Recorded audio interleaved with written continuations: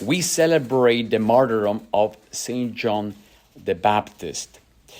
And a couple of elements I would like to draw our attention to.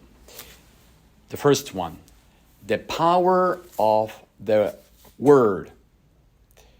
Word which is spoken, the word which is promised, the word that has a value, a weight. For John the Baptist,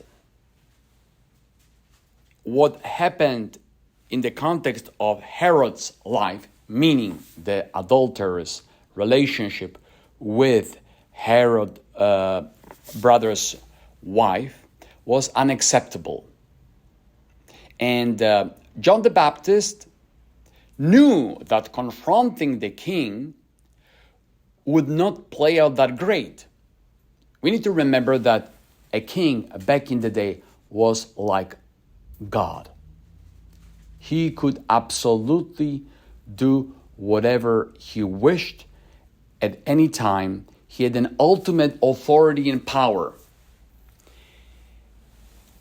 Yet the word of God that found its place and roots in John the Baptist was so strong that the truth was stronger than fear.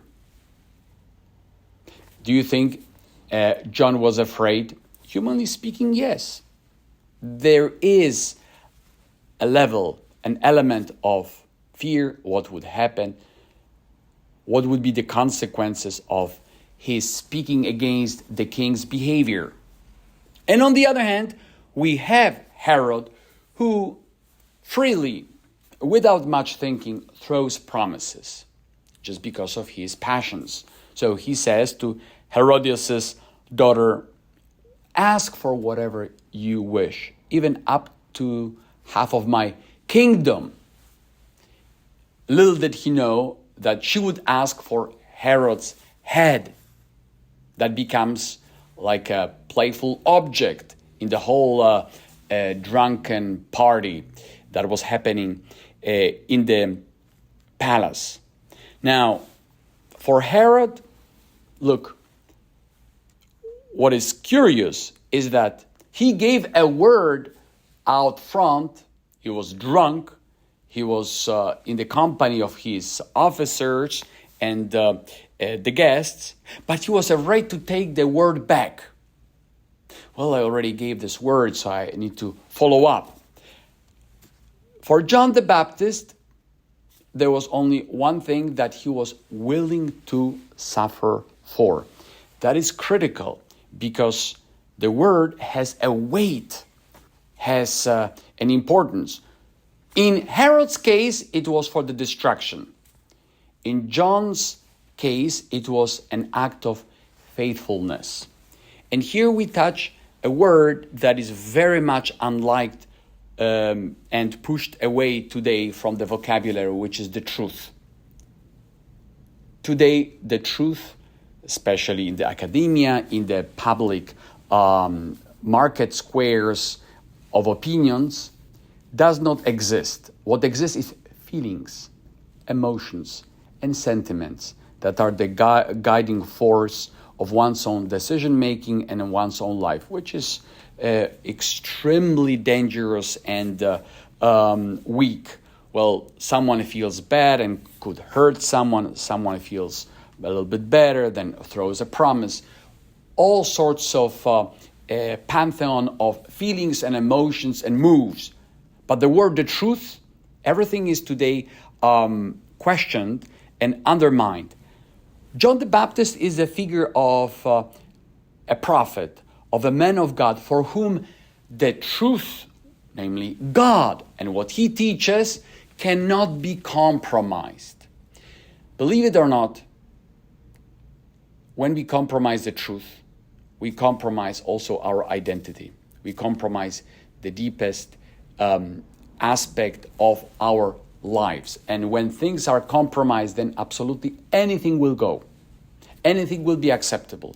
Anything will be out there for us to be welcomed. Because if there is no an objective truth that we adhere to, but we create a truth. So your truth is as her truth, which is completely stupid, because if I ask you about the law of gravity, it is an objective one. Sometimes of all those big demagogues at the academia over here, I would say, well, for me, the law of gravity works. Maybe for you not. But if it doesn't work, well, try to fly and jump from the bridge. Let's see if moving your small hands, you will make it. But you understand that there are certain things that are unquestionable. And here, what are we really willing to, or basically are disposed to suffer for an ideology, or for the word that is the truth that comes from God? And probably you could ask, how come God did not intervene on John's account? Why wouldn't Jesus, who back in the day already was obviously performing miracles and working, why didn't he intervene? Sometimes, unfortunately, we have this idea, okay, if God is on my side, then he should deliver me from absolutely any treacherous situation. But in the first reading, we heard that Prophet Jeremiah received the promise, not that he would not suffer, but that God will be with him in any suffering he would go through. Ultimately, this life of ours here on earth that is very short needs to be placed against what is truly of value. And you know that it's not what we just proclaim out there, but what we are able to suffer for. This is really of value for us. Which means if there are things that we don't want to suffer for, means they have no value at all. Although we can say many things, but if there are things that are worthwhile fighting for and dying because we know that's the truth, then as Edith Stein, Saint Teresa Benedicta of the Cross said, that's the truth. And when she embraced Jesus Christ, she went all the way saying, look, I want to be a Catholic. And then she was called to become a Carmelite nun and ultimately gave her life for Jesus Christ. When we think about it, today the topic of the martyrs is very unpopular. I mean, we can suffer for money, we can suffer for ideology, we can suffer for the penguins in the Antarctica, we can make some kind of penitential acts for the elephants in Africa and stuff like that. But wait a minute.